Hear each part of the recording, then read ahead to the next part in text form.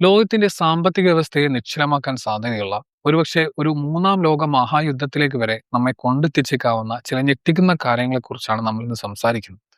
American രാഷ്ട്രീയത്തിലും അന്താരാഷ്ട്ര തലത്തിലും ഇപ്പോൾ സംഭവിച്ചുകൊണ്ടിരിക്കുന്ന ചില രഹസ്യ നീക്കങ്ങൾ, ഡൊണാൾഡ് ട്രംപിന്റെ ചില ഭയപ്പെടുത്തുന്ന പ്രസ്താവനകളും അതിന് പിന്നിലെ യഥാർത്ഥ കാരണങ്ങളും, ഇസ്രായേലും ഇറാനും അമേരിക്കയും ഉൾപ്പെടുന്ന വലിയൊരു അന്താരാഷ്ട്ര രാഷ്ട്രീയ നാടകവും നമുക്കൊന്ന് വിശദമായിട്ട് പരിശോധിക്കാം. തുടക്കം ട്രംപിന്റെ പ്രസ്താവനകളിൽ നിന്ന് തന്നെ നമുക്ക് തുടങ്ങാം. ഇറാനെതിരെ ശക്തമായിട്ടുള്ള ആക്രമണം നടത്തുമെന്നും ഇറാന്റെ പ്രധാനപ്പെട്ട എണ്ണപാടങ്ങൾ സ്ഥിതി ചെയ്യുന്ന ഹാർഗ് ദ്വീപ് അമേരിക്ക പിടിച്ചെടുക്കുമെന്നും ട്രംപ് അടുത്തിടെ ഒരു ഭീഷണി മുഴക്കിയിരുന്നു. വെനസ്വേലയിൽ ചെയ്തതുപോലെ അമേരിക്കയുടെ റിഫൈനറികൾ പ്രവർത്തിപ്പിച്ച് കോടിക്കണക്കിന് ഡോളർ ലാഭമുണ്ടാക്കാൻ ഇത് സഹായിക്കുമെന്നാണ് അദ്ദേഹത്തിന്റെ അവകാശവാദം. എന്നാൽ ട്രംപ് വിചാരിക്കുന്ന പോലെ ഇറാനിൽ കയറി അവരുടെ എണ്ണപ്പാടങ്ങൾ പിടിച്ചെടുക്കാൻ അമേരിക്കൻ സൈന്യത്തിന് സാധിക്കുമോ? ഇല്ല എന്ന് തന്നെയാണ് ഉത്തരം. സത്യത്തിൽ ഇതിനുള്ള ധൈര്യവും താല്പര്യവും അമേരിക്കൻ സൈന്യത്തിനില്ല. ഹാർഗ് ദ്വീപ് പിടിച്ചെടുക്കണമെങ്കിൽ കേവലം ആകാശത്ത് നിന്ന് ബോംബിട്ടാൽ പോരാ. അമേരിക്കൻ സൈനികർക്ക് അവിടെ നേരിട്ട് ഇറങ്ങേണ്ടി വരും. അതൊരു വലിയ മണ്ടത്തരമായിരിക്കുമെന്ന് പെന്റഗണിലെ ഉന്നത സൈനിക മേധാവികൾ തന്നെ ട്രംപിന് മുന്നറിയിപ്പ് നൽകിയിട്ടുണ്ട്. 1965 വിയറ്റ്നാം യുദ്ധസമയത്ത് American president Lyndon B Johnson ചെയ്ത അതേ അബദ്ധമാണ് ട്രംപ് ഇപ്പോൾ ആവർത്തിക്കാൻ ശ്രമിക്കുന്നത്.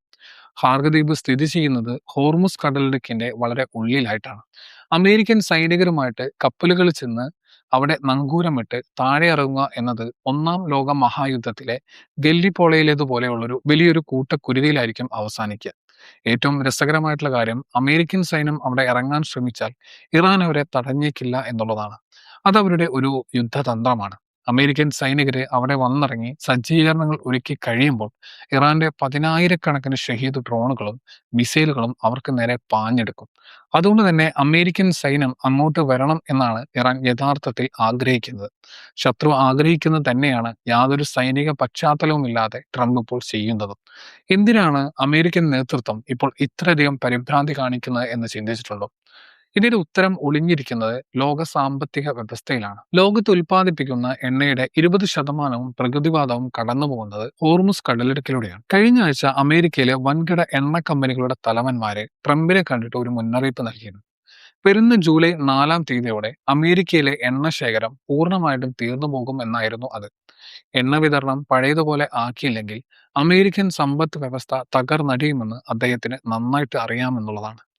എങ്ങനെയെങ്കിലും ഹാർഗ് ദ്വീപ് പിടിച്ച് എണ്ണ വിതരണം പുനരാരംഭിക്കാൻ അദ്ദേഹം തിടുക്കം കാണിക്കുന്നത് ഇതുകൊണ്ട് തന്നെയാണ്. എന്നാൽ ഇതിലും വലിയൊരു ഞെട്ടിക്കുന്ന വിവരം പ്രശസ്ത പത്രപ്രവർത്തകനായിട്ടുള്ള സെയ്മോർ ഹഷ് പുറത്തുവിട്ടിട്ടുണ്ട്. ഇറാനിലെ ഭൂമിക്കടിയിലുള്ള മിസൈൽ നിർമ്മാണശാലകൾ തകർക്കാൻ ഡൊണാൾഡ് ട്രംപ് ചെറിയ ശേഷിയുള്ള ആണവായുധങ്ങൾ ഉപയോഗിക്കാൻ പദ്ധതിയിട്ടിരുന്നു എന്നതാണ് ആ വിവരം. ഇറാനോട് തോൽക്കാൻ തയ്യാറല്ലാത്ത ട്രംപ് അവർക്കൊരു ശക്തമായിട്ടുള്ള താക്കീത് നൽകാനാണ് ഇങ്ങനെയൊരു ഭയാനകമായിട്ടുള്ള നീക്കത്തെക്കുറിച്ച് ചിന്തിച്ചത്. ഭാഗ്യവശാൽ ചില ഉപദേശകരെ ഇടപെട്ട് അദ്ദേഹത്തെ പിന്തിരിപ്പിച്ചു എന്നുള്ളതാണ്. അമേരിക്ക അങ്ങനെ ചെയ്തു കഴിഞ്ഞാൽ 24 മണിക്കൂറിനുള്ളിൽ റഷ്യ ഉക്രൈന് നേരെയും ചൈന തങ്ങളുടെ ശത്രുക്കൾക്ക് നേരെയും ആണവായുധം പ്രയോഗിക്കും. ഇതോടെ ലോകം മുഴുവൻ ഒരു ആണവ യുദ്ധക്കളമായിട്ട് മാറും. കൂടാതെ ഇറാനും ചിലപ്പോൾ ഒരു സാംസങ് ഓപ്ഷൻ ഉണ്ടാകാം.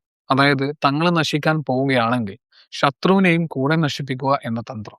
ഇറാന്റെ പക്കൽ ഡേർട്ടി ബോംബുകൾ ഉണ്ടാക്കാനുള്ള സാധ്യതയും തള്ളിക്കളയാനാകില്ല എന്നുള്ളതാണ്.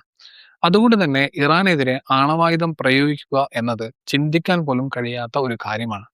ഈ പ്രശ്നത്തിൽ ഇസ്രായേലിന്റെയും ബെഞ്ചമിൻ നെതന്യാഹുവിന്റെയും പങ്ക് വളരെ വലുതാണ് എന്നുള്ളതാണ്. സത്യത്തിൽ അമേരിക്ക ഈ യുദ്ധത്തിലേക്ക് വലിച്ചഴക്കപ്പെടുന്നത് ഇസ്രായേലിലെ താല്പര്യങ്ങൾ സംരക്ഷിക്കാൻ വേണ്ടി മാത്രമാണ്. നെതന്യാഹുവിന് ഇപ്പോൾ സമാധാനം എന്ന് പറയുന്നത് ആവശ്യമേ ഇല്ല. ഈ യുദ്ധം അവസാനിച്ചു കഴിഞ്ഞാൽ ഇസ്രായേലിലെ കോടതികളിൽ അദ്ദേഹത്തിനെതിരെ നിൽക്കുന്ന അഴിമതി കേസുകൾ വീണ്ടും സജീവമാകും. ഒക്ടോബർ 7-ലെ വീഴ്ചകളെക്കുറിച്ച് അന്വേഷണം വരും. അതുകൊണ്ട് തന്റെ രാഷ്ട്രീയ ഭാവി സുരക്ഷിതമാക്കാൻ ഈ യുദ്ധം അനന്തമായിട്ട് നീട്ടിക്കൊണ്ടുപോകേണ്ടത് നെതന്യാഹുവിന്റെ ആവശ്യമാണ്. ഇതിനെല്ലാം പുറമെ അമേരിക്കൻ രാഷ്ട്രീയത്തിൽ വളരെ രഹസ്യമായിട്ട് നടന്നുകൊണ്ടിരിക്കുന്ന മറ്റൊരു വലിയ അട്ടിമറിയെക്കുറിച്ചും നമ്മൾ അറിഞ്ഞിരിക്കണം. എല്ലാവരുടെയും ശ്രദ്ധ ഈ വിഷയത്തിലുമായിരിക്കുന്ന സമയത്ത് അമേരിക്കൻ സെനറ്റിൽ വളരെ നിശബ്ദമായിട്ട് ഒരു നിയമം പാസ്സാക്കാൻ ശ്രമം നടക്കുന്നുണ്ട്. നാഷണൽ ഡിഫൻസ് ഓതറൈസേഷൻ ആക്ട്, അതുപോലെ ഇന്റലിജൻസ് ഓതറൈസേഷൻ ആക്ട് എന്നിവ വഴി അമേരിക്കൻ സിഐയുടെ കൈവശമുള്ള അതീവ രഹസ്യമായിട്ടുള്ള വിവരങ്ങൾ ഇസ്രായേലിലെ ചാരസംഘടനയായിട്ടുള്ള മൊസാദിനെ യാതൊരു നിയന്ത്രണവും ഇല്ലാതെ കൈമാറാനുള്ള ഒരു നിയമമാണിത്. നിലവിൽ അമേരിക്കയും ബ്രിട്ടനും ഉൾപ്പെടുന്ന 5S എന്ന സഖ്യത്തിന് മാത്രമുള്ള അധികാരമാണിത്. അമേരിക്കൻ CIA എക്കാലത്തും ഇസ്രായേലിന് രഹസ്യ വിവരങ്ങൾ നൽകുന്നതിൽ വലിയ നിയന്ത്രണങ്ങൾ വച്ചിരുന്നു. കാരണം അമേരിക്കയുടെ തന്നെ രഹസ്യ നീക്കങ്ങളെ ഇസ്രായേല് തടസ്സപ്പെടുത്താൻ സാധ്യതയുണ്ട് എന്നത് അവർക്ക് നന്നായിട്ട് അറിയാമെന്നുള്ളതാണ്. എന്നാൽ ഈ പുതിയ നിയമം പാസ്സായി കഴിഞ്ഞാൽ ഇസ്രായേല് അമേരിക്കയുടെ ഒരു വിശ്വസ്ത പങ്കാളിയായിട്ട് മാറും എന്നുള്ളതാണ്. CIA ശേഖരിക്കുന്ന ഏത് രഹസ്യ വിവരങ്ങളും ചോദിക്കാതെ തന്നെ ഇസ്രായേലിന് എടുക്കാൻ സാധിക്കും. അമേരിക്കയിലെ പുതിയ തലമുറയ്ക്ക് ഇസ്രായേലിനോടുള്ള കാഴ്ചപ്പാടിൽ വലിയ മാറ്റം വന്നിട്ടുണ്ട്. അമേരിക്കൻ ജനതയ്ക്കിടയിൽ ഇസ്രായേൽ വിരുദ്ധ വികാരം ശക്തമാകുന്നുണ്ട്. നാളെ അധികാരത്തിൽ വരുന്ന മറ്റൊരു പ്രസിഡന്റ് ഇസ്രായേലിനുള്ള പിന്തുണ കുറച്ചേക്കാമെന്ന് അവർക്ക് നന്നായിട്ട് അറിയാം. പ്രസിഡന്റിന്റെ അധികാരങ്ങൾ പോലും മറികടന്ന് ഇസ്രായേലിലെ ഭാവി സുരക്ഷിതമാക്കാൻ അവർ അമേരിക്കൻ നിയമവ്യവസ്ഥയെ തന്നെ തങ്ങൾക്ക് അനുകൂലമായി ഇപ്പോൾ മാറ്റി എഴുതുകയാണ്. ചുരുക്കത്തിൽ പറഞ്ഞാൽ ഇന്ന് ലോകം നിൽക്കുന്നത് ഒരു വലിയ അഗ്നിപർവ്വതത്തിന് മുകളിലാണ്.